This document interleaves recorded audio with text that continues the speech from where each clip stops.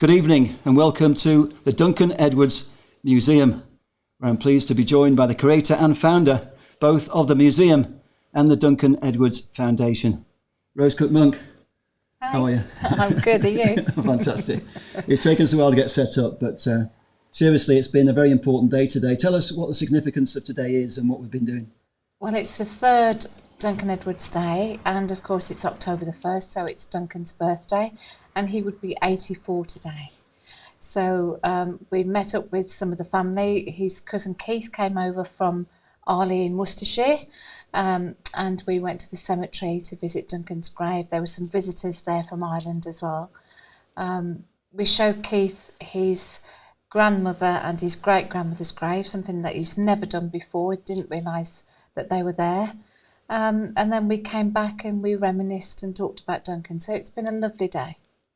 Fantastic. Now, this has been very much a devotion by you. You promised Duncan's mother that you would keep his memory alive. And it must be very satisfying to know that so many members of the Duncan Edwards family are fully behind you. And you've had a couple of the guys here today. It's lovely, actually. It's nice. I was always going to do it. It was a promise that I made to Duncan's mum, so I was always going to do that. But to have his cousins, you know, his last remaining family, to say thank you and to give their approval, really, it does mean so much more. I'm really fond of them, and we're great friends, and it means a lot that they come over.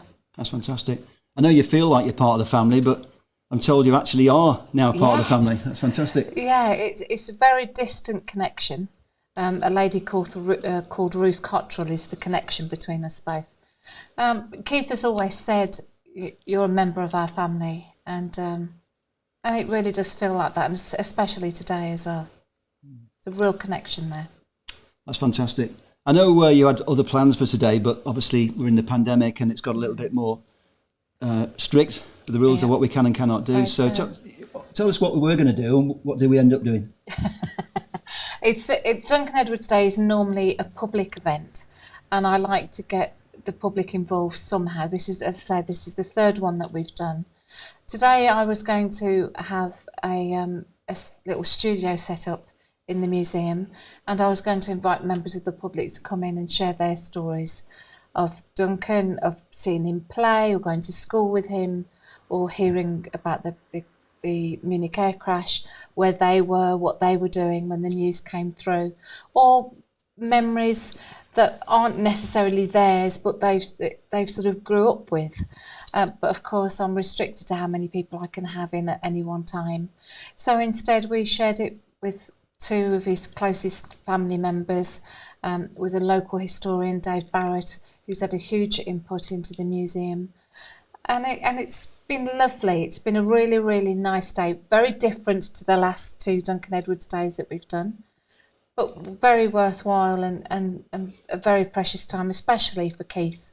Keith's a year younger than what Duncan was. So, you know, he's only really got very few memories of Duncan, really, because they lived so far apart from each other.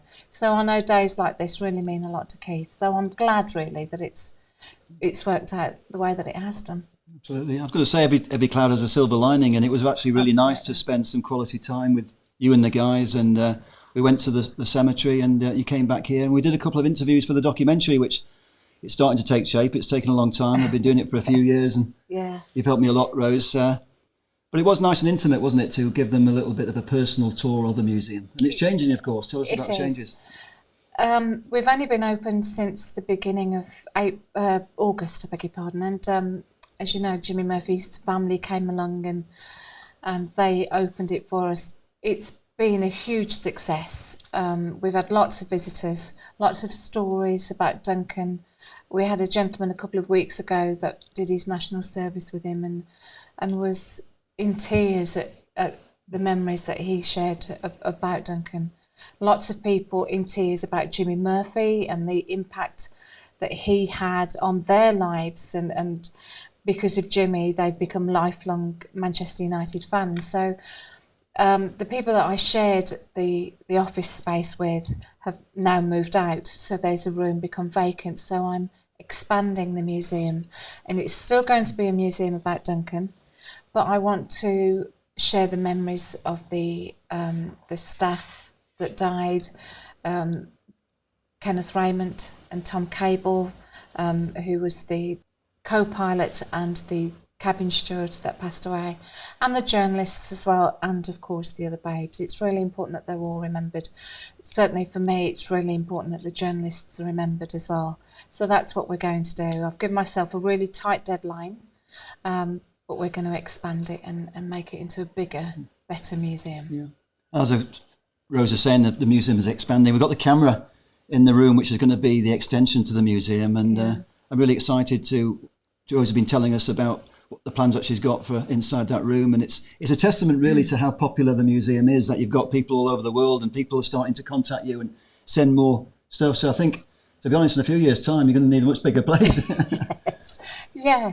I think what really touches me the most is not only people's kindness, but their willingness to share things that are really precious to them, memorabilia that they've had since they were children.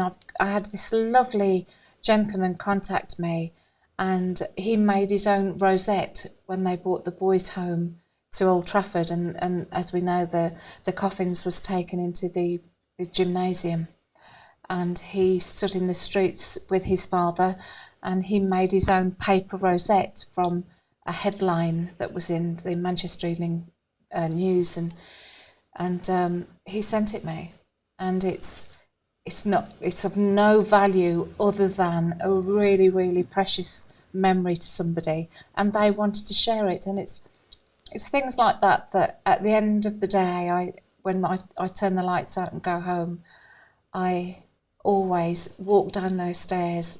I always say goodnight to Duncan, and I always say thank you, because he's a person that died 11 years before I was born has enriched my life so much.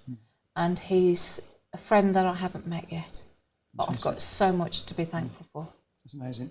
When people ask me about the museum, I always tell them it's a shrine to Duncan Edwards, but it's also a shrine built with love, and that comes across very much when you come here to the museum. And it's very clear to me and to everybody that comes how much you feel for Duncan Edwards. Yeah, I do. And that all came from his mum. Obviously, I didn't meet Duncan, but I was lucky enough to meet Sarah. Sarah's known as Annie, so you'll hear throughout your film her being referred to as Annie. The family called her Nance, but she was Sarah to me. She was Sarah Ann. And she was such a lovely, lovely old lady that so willingly, and not just me, she would welcome anyone into her home that wanted to know about Duncan. But we did have this real bond between us. And I wrote as my status on Facebook today that it was a promise kept. And we all make promises, and I've said this lots of times. I say that to the children that come up. We all make promises. Sometimes we make them to keep the peace, or we make a promise with every intention of keeping it, and circumstances change and we can't. That is one promise that I have kept for 23 years. She was lovely, and I loved her, and I believe that she loved me too. And that I've got nowhere now that she's gone for that love to go, you know. And the only way that I can keep that promise, and I can keep that love that we had between us as friends going, is to keep Duncan's name alive and to tell his story, to make sure that local children know his story, and that every person that comes up those stairs to this museum, I hope, will take away a new bit of information about Duncan that they didn't know, and will take something away that will stay with them. That's fabulous.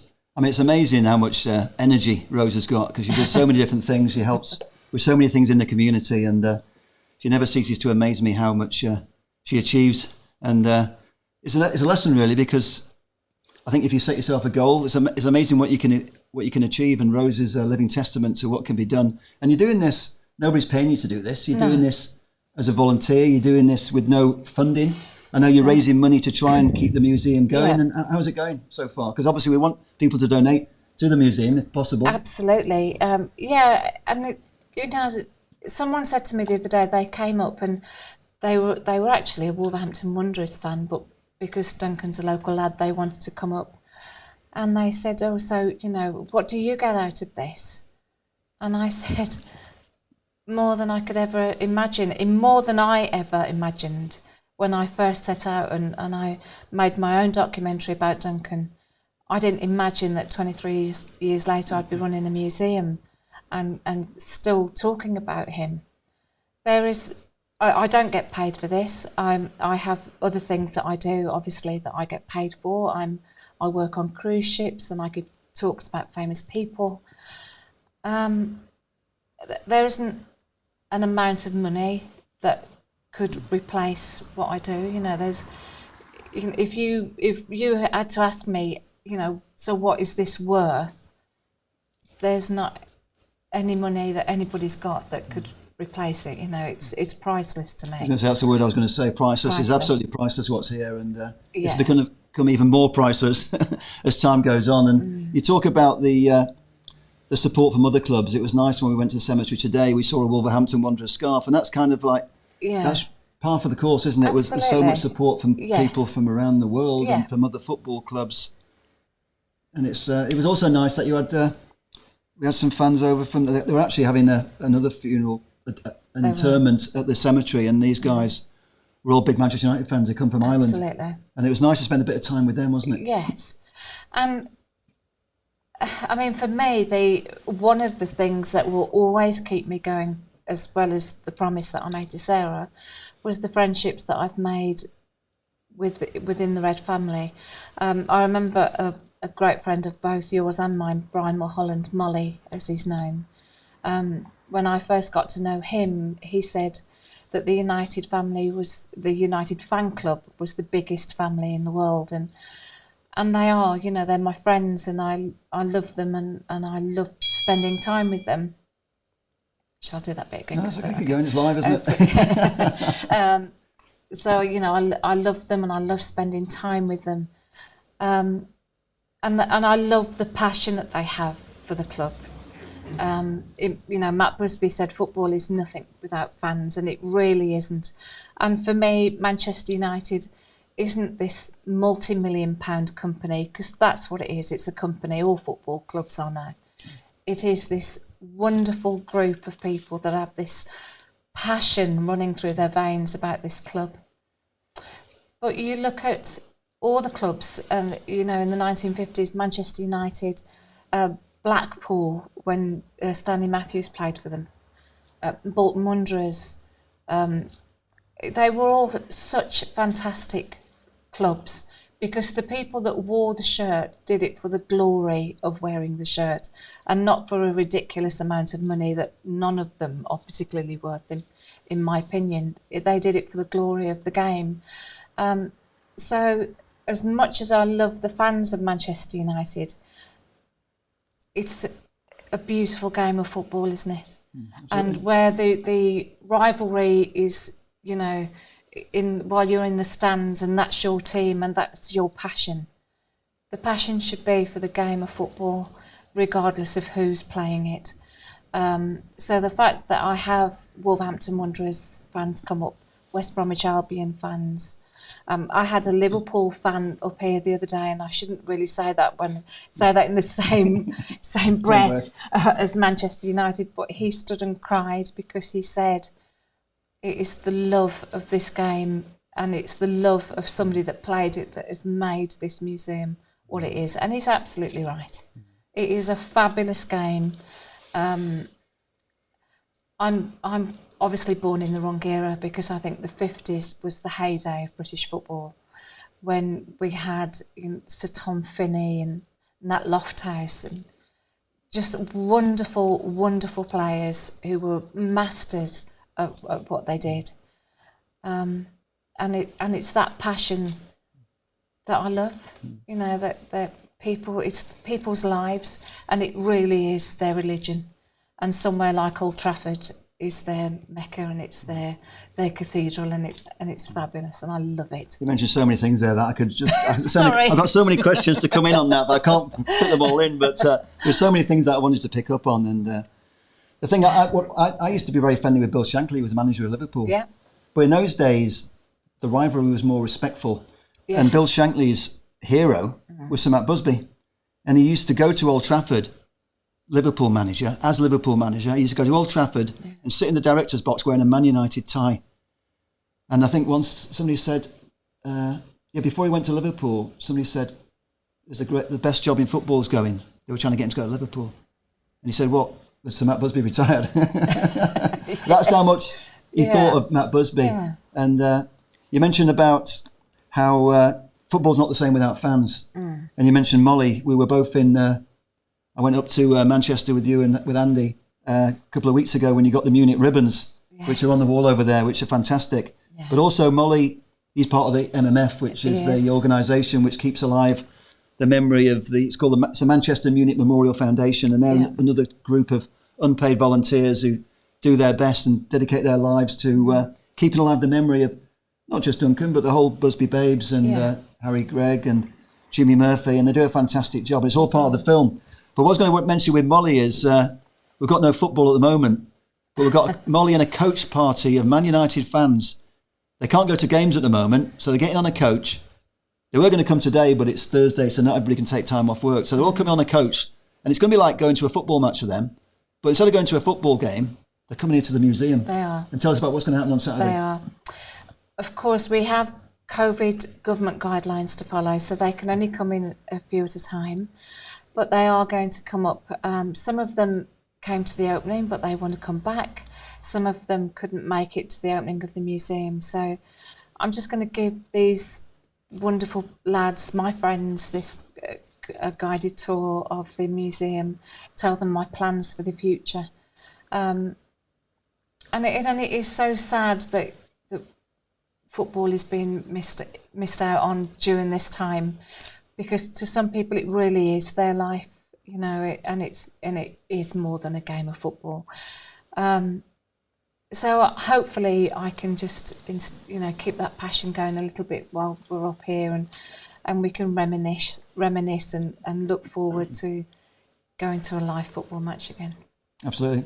Well, thanks very much for sharing the information, the stories. It's always a pleasure to talk to you, Rose. And Thank we you. could probably talk all night, but Yes, I think you've got members of your family waiting to go home and get fed. So I think we should call it a day. But thank you. Thanks for watching.